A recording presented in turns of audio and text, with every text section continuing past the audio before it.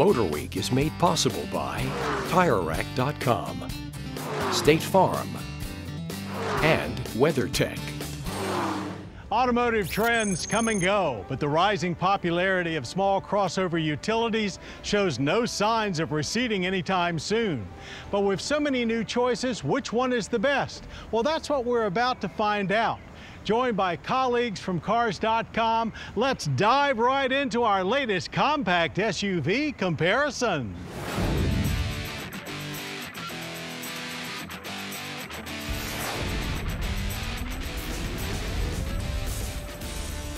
With so many new and carryover compact utes in this segment, it's impossible to include them all in our test. So we chose 7, starting with the winner from last time, the Ford Escape. Now add in the current sales leader, which was the Nissan Rogue at the time of our outing, and then sprinkle in 5 more compacts that have been most recently revised or updated. The leaner and meaner Chevrolet Equinox, perennial favorite Honda CR-V, the totally revamped Jeep Compass, the always dynamic Mazda CX5, and the bigger redesigned Volkswagen Tiguan. So unfortunately, that leaves out such fan favorites as the Toyota RAV4, Hyundai Tucson, and Kia Sportage. But onward we go with one more detail, a price cap of $35,000. We gathered our competitors in the suburbs of Chicago. All are 4-cylinder powered, some turbo and some not. All use an automatic transmission. And 6 of our 7 were all-wheel drive, Chevrolet Equinox being the lone front driver. In addition to the usual driving, comfort, practicality, and value criteria, advanced safety features were factored in. For the complete scoring breakdown, head to Cars.com. But know that our bottom 3 finishers consisted of the Jeep Compass, Nissan Rogue, and Chevrolet Equinox. Starting off, a more detailed look at our top 4 begins with last year's winner, the Ford Escape. This time in 4th place, it continues to be a lot of fun to drive, has a good use of space for daily necessities with an improved Sync 3 interface. It also remains a good value, as its $33,615 price tag was second lowest here. It's just that rivals have stepped up their game more. The Escape looks good, it handles well, and the 2-liter turbo has some serious punch to it. Inside, however, things are a little cluttered, and it's just not as comfortable as many of the others here. The Escape had plenty of power, a crisp transmission, good handling. It was fun to drive, but I didn't find it, for a person my size, the most comfortable. It felt narrower, and the design of the interior is more of a cockpit style that felt confining. We had high expectations for the Mazda CX5, and it finished 3rd. Its redesign includes all of the Mazda zoom we love, yet brings a lot more comfort and luxury with it, proving that it's what's inside that really counts. Pricing was right in the middle of the pack at $34,380. Wow, the CX5, what a transformation.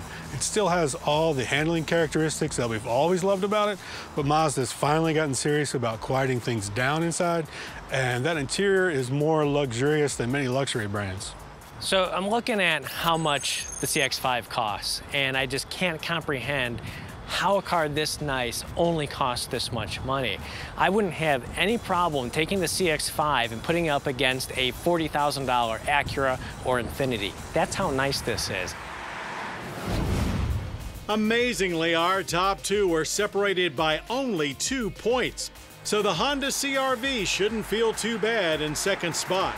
Interior room is as copious as always. Ride quality remains quite good, while comfort is top-notch, all for just a couple $100 over the CX5 at $34,635. You get in the CR-V and everything just feels right. It's super comfortable. There's lots of room everywhere. It has a nice ride to it. The only thing that's really frustrating about it is the touchscreen interface. The Honda CR-V has a ton of family-friendly features. It's really kind of the minivan of this segment. I mean, from that giant center console box you can just store tons of stuff into, to things like a conversation mirror, just a lot of family-friendly features baked into that CR-V. That leaves the all-new Volkswagen Tiguan as our winner by a narrow margin. There's an amazing amount of space inside, the tech is simple to use, and it drives really nice as well. All for the lowest price in our test at just $32,625. Like a lot of recent Volkswagens, the Tiguan has went from a smaller Euro-style ute to a much larger one. It feels almost mid-size inside. It has all the features you want at this segment for a price that's a couple grand cheaper than all the others. This Tiguan just has tons and tons of space. Second row slides forward and back, a ton of range, lots of space back there for passengers, lots of cargo room behind it, lots of room up front. Just a very, very spacious SUV. Rides pretty well, handles okay too. Small crossover utilities are continuing to gobble up more and more of the SUV market share. So while they're better than ever and quite practical vehicles for growing families, you probably won't be getting any great deals right now. But then there really are no absolute losers in this segment either. It just so happens that all of them are looking up at the Volkswagen Tiguan for now. Stay tuned though, as that probably won't be the case for long.